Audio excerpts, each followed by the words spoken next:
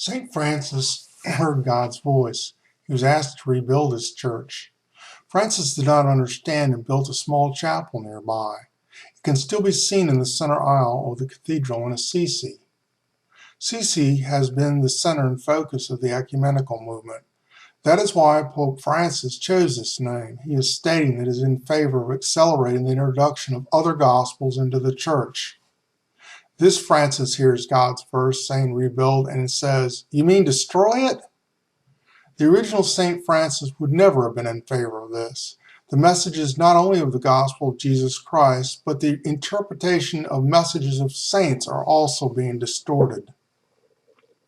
Saturday, September 21st, 2013, Francis continued on the path he set out by removing Cardinal Mario Piacenza with a reputation for being highly traditional on matters of liturgy and the question of priestly celibacy from the important post of prefect of the Congregation for Clergy. This is after this week the current Secretary of State, Cardinal Parolin, stated that the question of celibacy is on the line.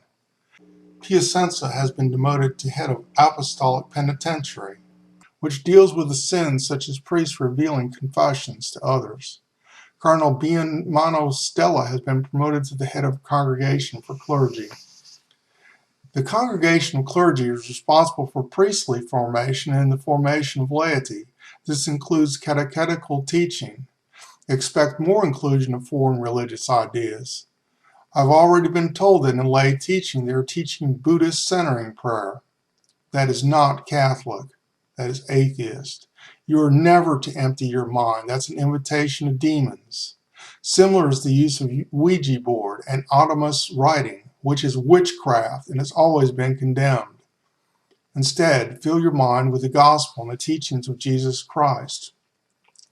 These Buddhist ideas entered the church on the suggestions of Thomas Merton. Merton, a convert to Catholicism, was encouraged to study and then bring Buddhism into the church.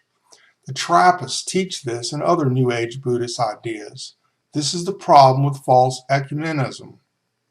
Expect further changes in the liturgy with the removal of Piacenza.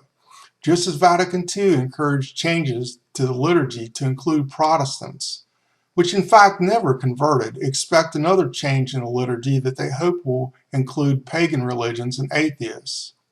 Francis is loudly announcing his intentions if you pay attention.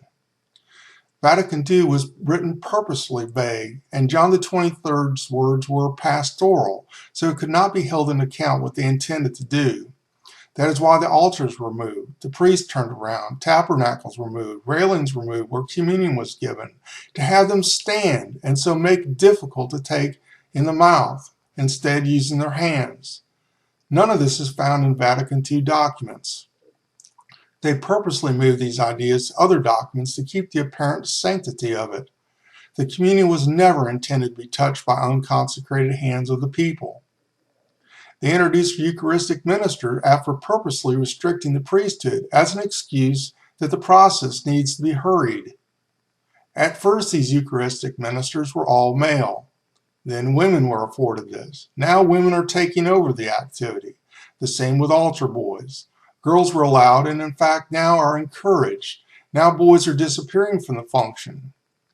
John Paul II bemoaned the fact that Eucharistic ministers were being misused, but he in fact is one who encouraged the abuse.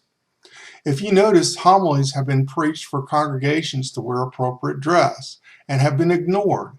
And now even Eucharistic ministers wear jeans, miniskirts, and other inappropriate dress.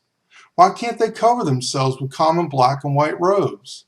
Because the liberals like it.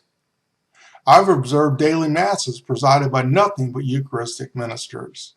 Is the Eucharist consecrated? They are believing they are all priests. This is all purposeful. Francis has already severely restricted the Franciscan friars and the Immaculate from celebrating the traditional Latin Mass. With more than 130 priests, they are the second largest canonically regular religious congregation or society among those who primarily or de facto exclusively offer the traditional Latin Mass. The priestly fraternity of St. Peter is the largest. Expect if he is successful to limit the FSSP also.